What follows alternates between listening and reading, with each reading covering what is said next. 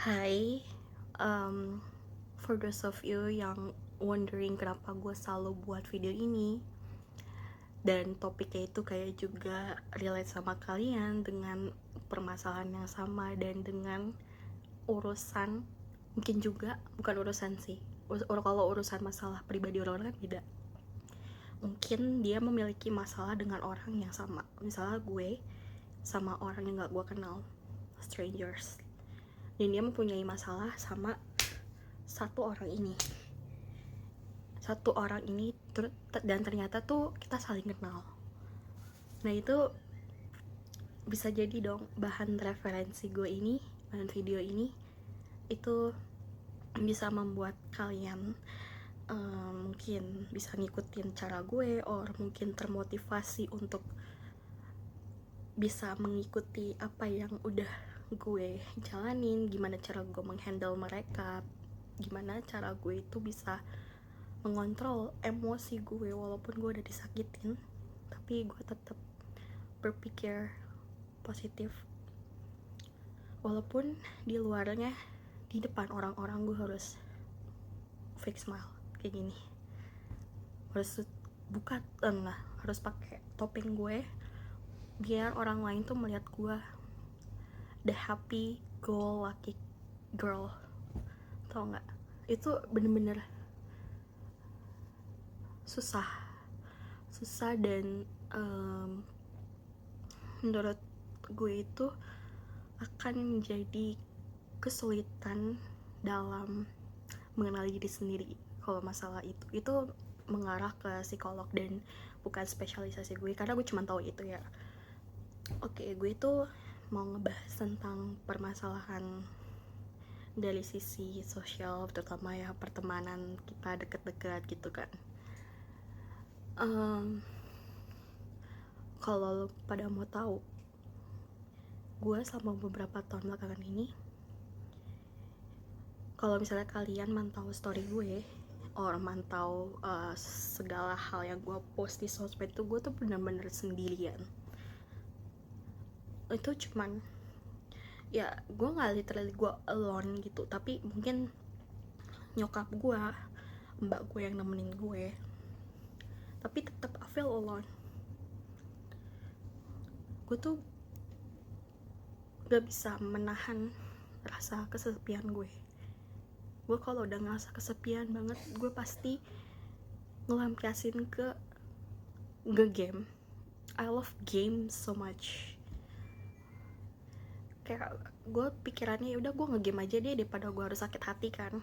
Dan gue juga ngelampiasin ke makanan. You know what? Gue sama teman-teman sekolah gue dulu SMA itu, kalau lo mau tahu, udah kayak orang gak kenal satu sama lain. Paling kalau misalnya diajak itu paling mentokan itu pas lebaran doang. Lo bayangin cuman pas bagian itu aja, nggak ada yang spesial banget gitu loh. Kayak apa pentingnya sih kayak gini gitu loh, mendingan nggak usah kayak begini. Kalau misalnya lo pada tuh emang beneran niat mau sama gue, mau teman sama gue, nggak gini caranya, nggak menjadikan gue itu formalitas doang. Pertemanan ini itu jadi formalitas, bukan kayak dulu. Justru gue tuh nggak suka orang kayak gitu. Oke, ini keresahan gue dan I'm sorry to say, beberapa belakangan ini, beberapa bulan sebelum menjelang 2024, terutama itu dari bulan Oktober, I lost one of my trusted and closest friends. Ya udah gue cerita bertahun-tahun ke dia, gue nggak tahu alasannya apa, dia tuh left, she's left without reason.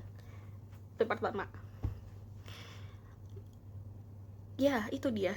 Dan gue bingungnya dia masih nge-stalk gue, dia masih nge-like apapun yang gue post, or dia masih kayak mantau gue mau lewat get contact. Itu kan sesuatu hal yang isn't that strange, isn't that very freak gitu loh. Dia tuh freak dan weird banget jadi orang, gak tau tiba-tiba berubah kayak begitu. Gue, she's already an adult and she needs to kayak apa ya, she needs to pay attention to her own problem, her own personality. Dia terus mengenali dirinya dia gitu lah. Bukannya dia tuh kayak anak kecil dengan cara menghilang kemana. Gue di situ gue nggak ngerti gitu. Makanya gue di bulan itu yang pas dia left itu gue galau banget. Kayak gue sampai nanya ke teman gue, dia kemana sih? Ternyata dia ngejawab teman gue. Makanya gue kayak, lo tau gak sih dia itu udah nggak ngebalas WA gue lagi, ini segala macem. Makanya kan dari situ pokoknya gue makin, dari bulan itu gue makin tersadar dan gue makin menjadi pribadi yang mungkin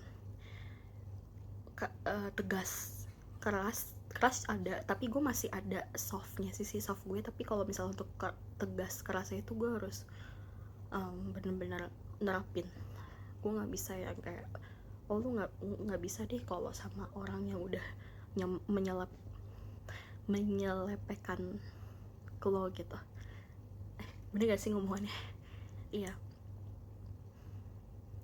nggak bisa kayak diinjek-injek. You cannot be underestimated by others. Kalau udah mereka pergi dari kehidupan lo, you have to let them gitu. Jangan menahan mereka untuk nggak pergi dari kehidupan lo. Itu salah besar. Jadi gue, ada satu teman gue juga punya pemikiran kayak gini, dan kita sepakat kalau misalnya ada orang yang emang udah membuat kita tuh jadi nggak nyaman, comfortable, terus kita tuh jadi nggak bisa, kita udah ngertiin dia dan dia nggak ngertiin kita, udah let go aja orang kayak gitu ya kan. Gue nggak suka temen gue tuh kayak semakin dia bertambah usia itu harusnya dia mikir dong, cara dia itu berpikiran sama dewasa gitu. At least lo, oh ya lo udah umur segini, lo harus dewasa mikirnya, bukan yang gimana gitu kan. And so jadilah gue yang sekarang ini. I literally, kalau dibilang gue punya friends, I do have closest ya, masih ada, nggak banyak juga, tapi gue still feeling lonely if you guys ask. Mau gimana lagi gitu loh. Gue juga kesel banget, gue ngerasa kayak feeling nggak enak, pokoknya bener-bener nggak enak kalau misalnya gue pergi di keramaian, gue sendirian. Gue rasanya tuh udah pengen pulang balik, pikiran gue udah begitu, karena gue nggak suka jadi center of attention. Mungkin orang-orang ngeliat gue kayak, kok ini cewek pergi sendiri, mungkin di pikiran gue gitu, tapi kita kan nggak tahu pikiran orang lain gimana. And my advice, just focus on yourself. Kita harus bisa, jangan jadi people pleaser, apalagi itu udah nggak, buang-buang jauh-jauh mindset itu, dan harus mempunyai, dan you pada tuh harus mempunyai mindset yang apa ya istilahnya ya, yang membuat you tuh jadi grow, berkembang, bukan yang menjadi you sedih terus terpuruk dan nggak bisa ngapa-ngapain gitu, nggak bisa berkembang. Jadi makanya gue juga belajar gini sih dari beberapa media online lah ya, nggak jawab channelnya apa, tapi memang ngebantu banget untuk gue bisa bertahan sampai saat ini. I'm going 24 this year and I'm still struggling with society and even my own friends, but I go through that phase right now and I can finally face it gitu loh. Mungkin gue tuh udah capek terlalu dalam kesedihan, tapi gue harus mempunyai mindset gue harus happy gitu guys.